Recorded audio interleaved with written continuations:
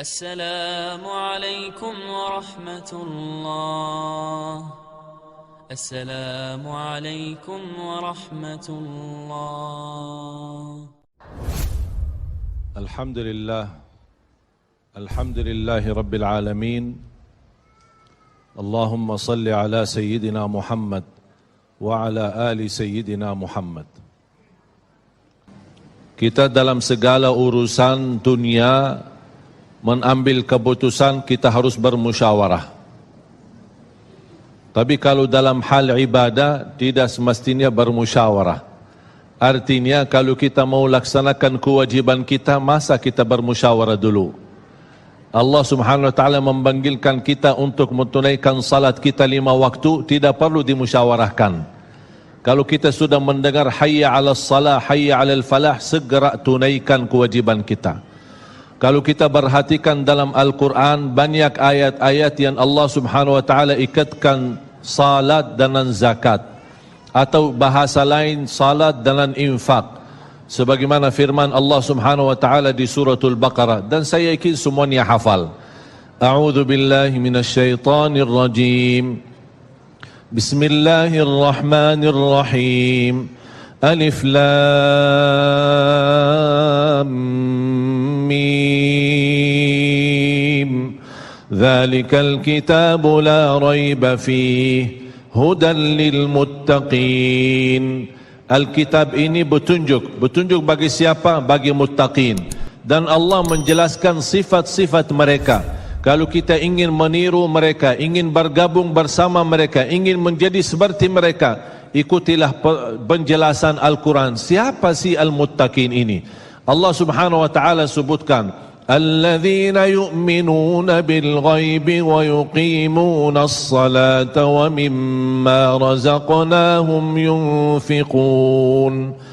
Mereka adalah yang beriman tentang ghaib. Apa yang ghaib? Allah, malaikat, jannah, surga, neraka, segala sesuatu yang ghaib mereka percaya, walaupun mereka tidak melihat dengan mata sendiri.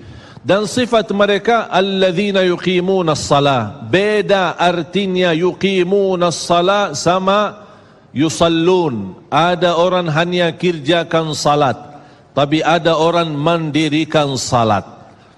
Ada 2 orang salat di saf pertama, sama-sama ruku', sama-sama sujud, sama-sama membaca Al-Quran, tetapi satu diterima oleh Allah, satu tidak diterima oleh Allah. Apa persoalannya? Karena satu menghadap Allah dengan hatinya, dan satu hanya menghadap Allah dengan fisik badannya.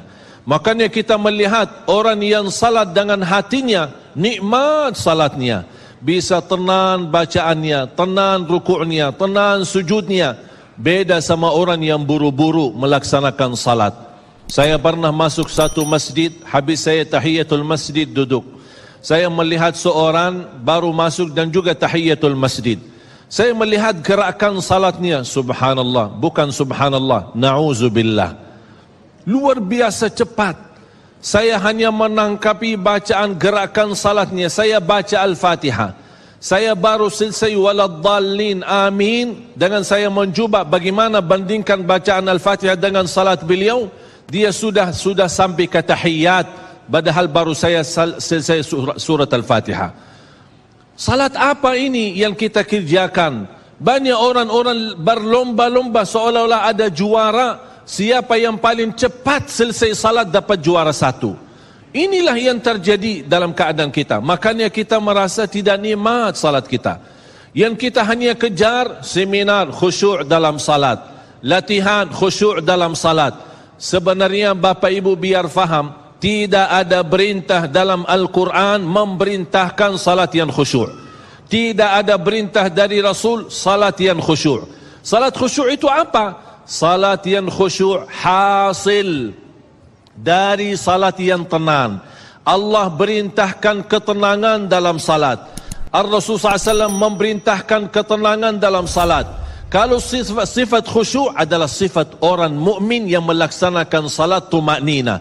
Qad aflahal mu'minun alladzina hum fi salatihim khashi'un. Ketika ada seorang datang ke masjid di zaman Rasulullah sallallahu alaihi wasallam, masuk masjid, tahiyatul masjid. Selesai salat, dia datang kepada Rasul mau salaman. Rasul tidak menjawab. Bahkan Rasul berkata, salli fa innaka lam tusalli. Salatlah karena kamu belum salat. Dia pergi ke depan, salat lagi, selesai balik lagi bertemu Rasul. Mau salaman, Rasulullah SAW tidak menjawab. Salli fa innaka lam tusalli. Salat dulu karena kamu belum salat. Sampai 3 kali dikasih tahu oleh Rasulullah SAW. Akhirnya orang berkata, mohon maaf ya Rasulullah, saya tidak tahu selain ini salatku. Gimana? Kata Rasulullah SAW, fa idza qumta faqum mutma'inna. Kalau berdiri, berdiri tenang, tumaknina. Tumaknina salah satu rukun di dalam salat. Tidak sah salat seorang tanpa Al-Fatihah, betul? Sama tidak sah salat seorang tanpa tumaknina. Baca tenang, rukuk yang tenang, sujud yang tenang, wallahi akan terasa nikmat.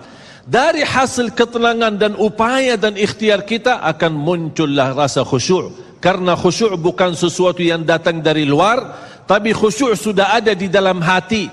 Tinggal bagaimana cara dikelola, bagaimana bisa dikembangkan cara salat yang tenang.